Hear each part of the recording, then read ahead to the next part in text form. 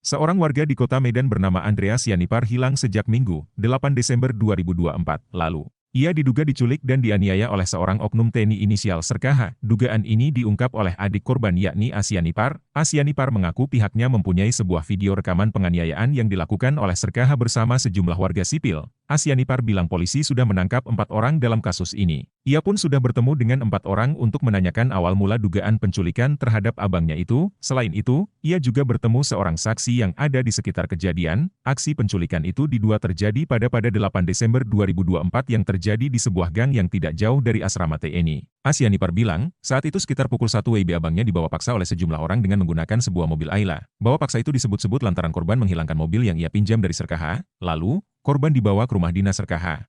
Saat perjalanan, teman-teman korban sekitar 5 motor sempat mengikuti korban dari belakang mobil. Saat itu rekan korban saat itu melihat korban dibawa ke sebuah rumah dinas asrama TNI. Kehadiran rekan korban membuat Serkaha terusik lalu mengusir paksa mereka dengan nada ancaman sambil membawa parang. Akhirnya, rekan korban pun mundur dan menghubungi anak korban.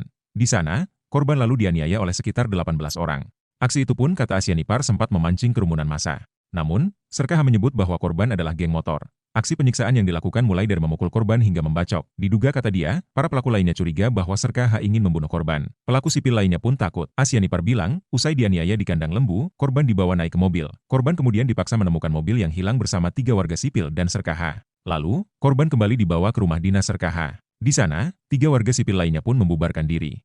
Aksi itu pun kata Asyanipar sempat memancing kerumunan massa. Namun, Serkaha menyebut bahwa korban adalah geng motor. Aksi penyiksaan yang dilakukan mulai dari memukul korban hingga membacok. Diduga kata dia, para pelaku lainnya curiga bahwa Serkaha ingin membunuh korban. Pelaku sipil lainnya pun takut. Asyanipar bilang, usai dianiaya di kandang lembu, korban dibawa naik ke mobil. Korban kemudian dipaksa menemukan mobil yang hilang bersama 3 warga sipil dan Serkaha.